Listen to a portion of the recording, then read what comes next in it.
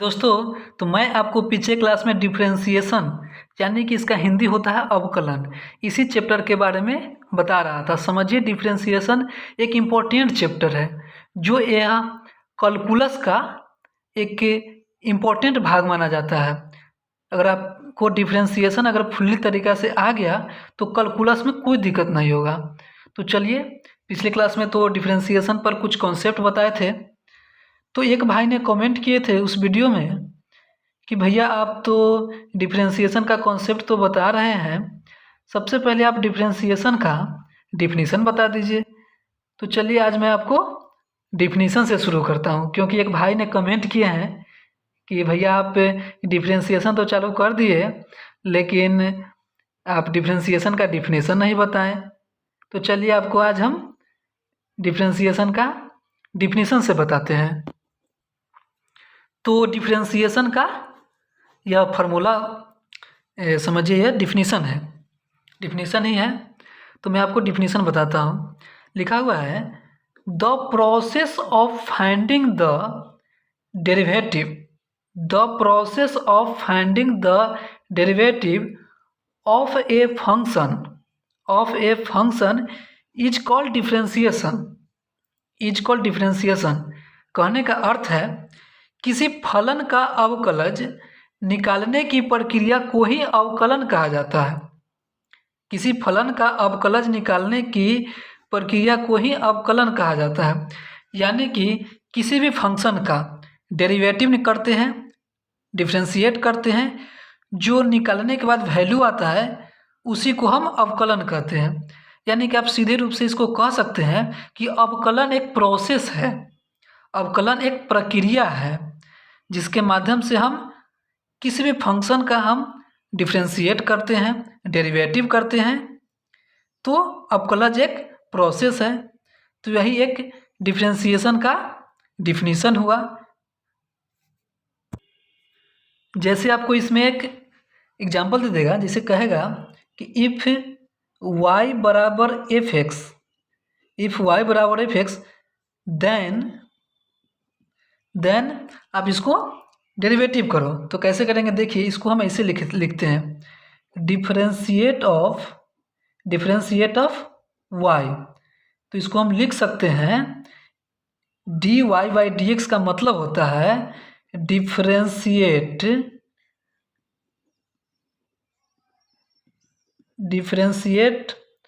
Of y, differentiate of y with respect to x, differentiate of y with respect to x। इसको हम हिंदी में कहेंगे कि y का अवकलन x के सापेक्ष,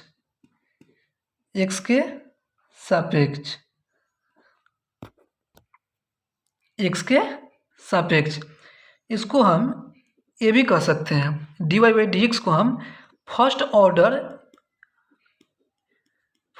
ऑर्डर डेरिवेटिव भी कह सकते हैं, या डिफरेंशिएट डेरिवेटिव।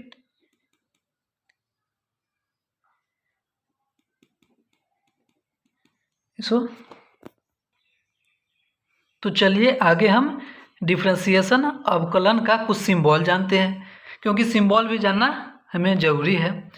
तो सिंबल होता है, ये तो आपको हम बताइए दिए कि डिफरेंशिएट ऑफ y, तो ये तो हो गया ये differentiate of y with respect to x।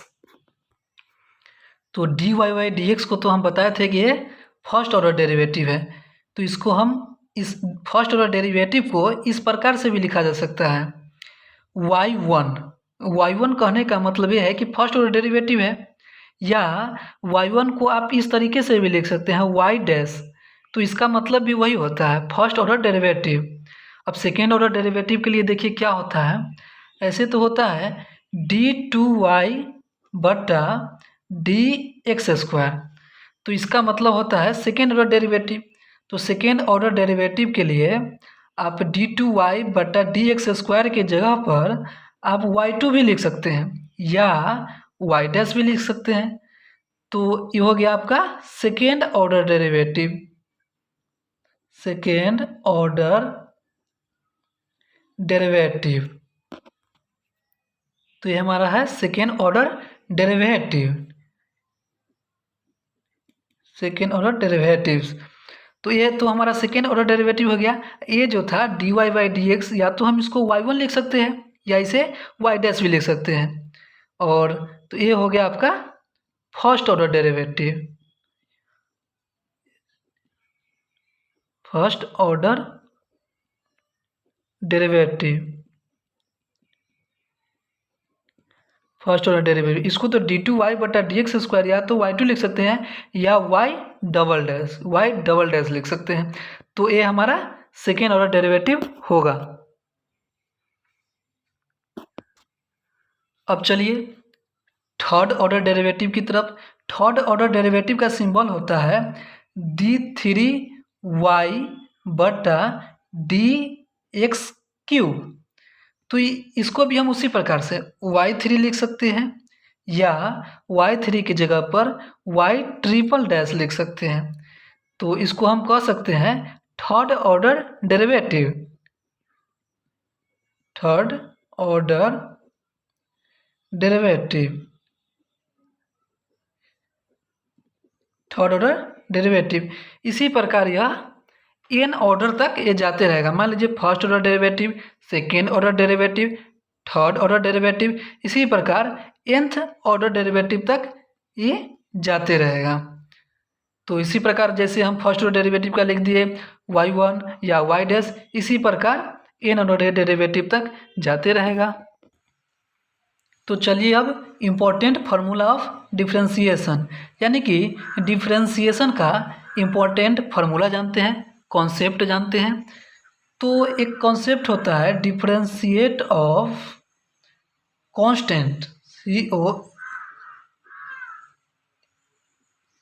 मतलब कि कांस्टेंट राशि का डिफरेंशिएट करना है। या आप इसको इस प्रकार से भी लिख सकते हैं DC अपॉन DX, यानी कि कांस्टेंट का डेरिवेटिव करना है x के सापेक्ष, डिफरेंशिएट ऑफ कांस्टेंट। तो हम इसको इस प्रकार कर सकते हैं। तो किसी भी कांस्टेंट राशि का अवकलज डेरिवेटिव 0 होता है। तो इस पर हम बहुत सारा एग्जाम्पल देखते हैं। जैसे फर्स्ट एग्जाम्पल है डिफरेंशिएट ऑफ 1, यानी कि 1 का डिफरेंशिएट करना है। तो 1 एक कांस्टेंट राशि है, 1 एक कांस्टेंट राशि है। तो आपको तो हम बता दिए DC upon DX equal to 0, यानी कि किसी भी कांस्टेंट राशि का डिफरेंशिएट 0 होता है। तो 1 एक कांस्टेंट राशि है, तो कांस्टेंट राशि का डेरिवेटिव 0 होगा। इसी प्रकार से एग्जाम्पल सेकेंड देखते हैं कि अगर आपको दे देगा डिफरेंशिएट ऑफ 5, यानी कि 5 का अवकलज करना है विथ रिस्पेक्ट टू x, तो इसका भी 0 होगा, डेरिवेटिव इसका 0 होगा। इसी प्रकार आपको तीसरा एग्जाम्पल दे देगा डिफरेंशिएट ऑफ 1000, 1000।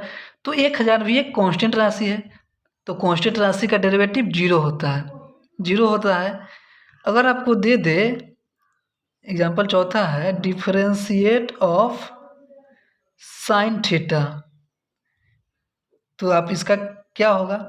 तो यहाँ पर साइन थीटा भी क्या है, कांस्टेंट है। तो कांस्टेंट की क्या होता है, कांस्टेंट राशि का डेरिवेटिव 0, तो इसलिए 0।